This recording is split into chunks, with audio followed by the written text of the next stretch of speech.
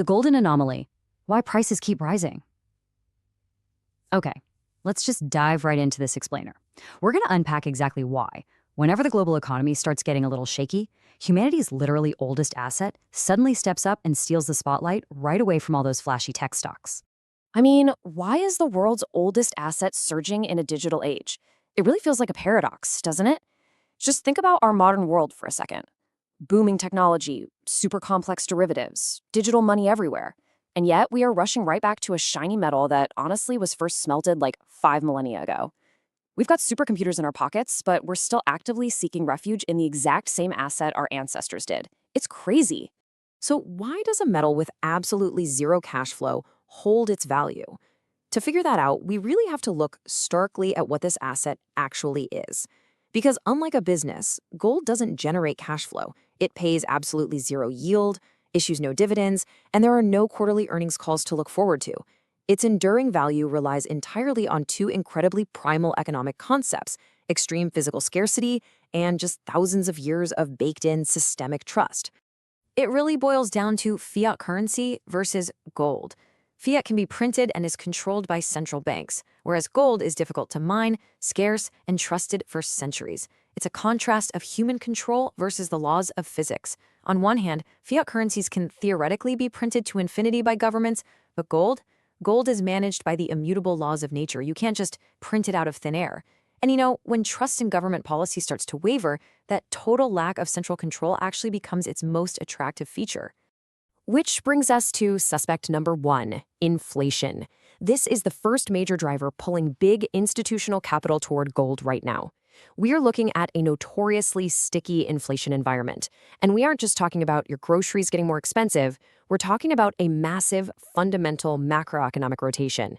When central banks struggle to bring inflation back down to target levels, institutional investors are basically forced to rethink their exposure to purely paper assets. Let's say you have $100 in savings. In a high inflation environment, bond yields often completely fail to keep pace with the actual rate that your currency is losing its value. This creates what we call real negative yields. Basically, holding cash or fixed income assets means you are locking in a guaranteed loss of purchasing power over time. Institutional portfolios literally bleed capital in real terms, and that forces them to structurally shift into hard assets just to stop the bleeding. And because of this, millions seek historically safe protection. This kind of macroeconomic wealth destruction triggers a massive, synchronized rotation of capital all around the world. As the purchasing power of fiat money steadily degrades, the market just naturally seeks out those historically proven safe havens to simply preserve the wealth they have. But why would governments suddenly start buying more gold? This is where the plot thickens, and honestly, it's pretty ironic. Because it isn't just everyday retail investors fleeing to safety. Behind the scenes, the exact same sovereign entities that can print infinite currency are quietly hoarding the one asset they absolutely cannot print. You really have to ask, why are central banks stacking gold at such an astonishing scale right now? Looking at central bank reserves, we usually see US dollars and bonds. But now we're seeing growing gold diversification. Traditionally, central banks park the vast majority of their wealth in dollars and foreign government bonds. But lately, a very quiet diversification is happening. A lot of countries are actively pivoting away from being so heavily dependent on the dollar, basically buying sovereign financial insurance. And when governments step in and buy physical gold at this massive institutional scale, it puts a formidable floor under the demand, which aggressively drives up long-term pricing. Now, here is a wild text comparison. The normal rule is rates go up, gold goes down. But today's reality, rates go up and gold goes up. This is a huge plot twist, literally a total breakdown of a standard economic rule. Normally, high interest rates make gold look terrible. I mean, why hold a rock that pays zero yield when risk-free government bonds are paying out a solid return, right? Higher rates historically crushed gold. But today, even in the face of aggressive rate hikes, gold has just kept surging, completely defying the standard models.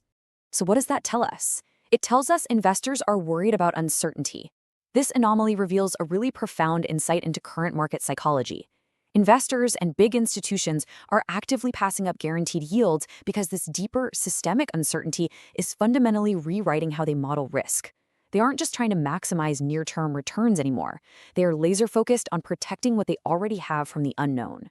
And just look at the triggers of global fear right now. Wars, political conflict, banking crises, debt problems, economic recessions, currency instability. Essentially, whenever the evening news gives you a severe headache, gold suddenly looks a whole lot more attractive. When markets get chaotic and those extreme tail risks rise, capital naturally sprints right toward historical safety. Then there's the complicated dollar dilemma.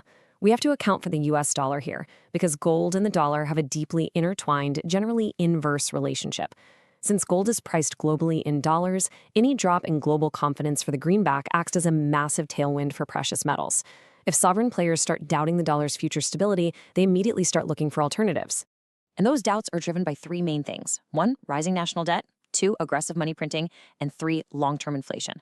Now, to be clear, the US dollar is absolutely still the bedrock of global trade, but these three factors are making international investors noticeably nervous about long-term currency stability. And this completely reinforces gold's appeal because, like we said earlier, there's simply no print more gold button on a central banker's desk. So, what does this mean for your money? We've talked a lot about massive macroeconomic forces, but let's bring it back home and translate these global market signals into what they actually mean for your own portfolio and financial strategy. First of all, gold is a macroeconomic warning signal. A surging gold price acts like a flashing check engine light on the dashboard of the global economy. When stocks and currencies are highly trusted, gold is boring. It just sits quietly in the background. But an aggressive, sustained rally, that points directly to underlying stress and a quiet fracturing of confidence in our traditional financial systems. You kind of have to change how you view it. Think of gold less like a growth investment and more like financial insurance. The big institutions aren't buying it as a magic ticket to get wildly rich. They are using it as a protective hedge during highly volatile times. Just like any insurance policy, you really hope you never actually need it, but man, it provides serious peace of mind when the storm clouds start gathering.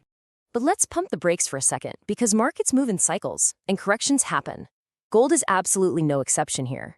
If inflation cools down dramatically, and real yields turn deeply positive, and geopolitical tensions actually stabilize, well, the metal could completely lose its momentum and face a really harsh correction.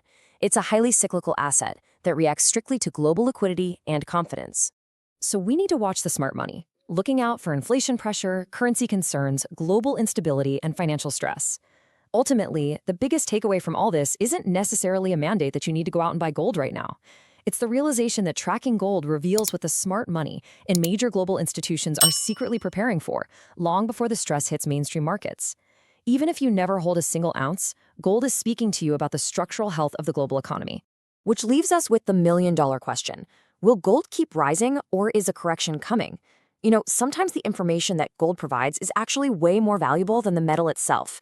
It is quite literally the world's oldest financial signal, and right now, it is flashing very brightly.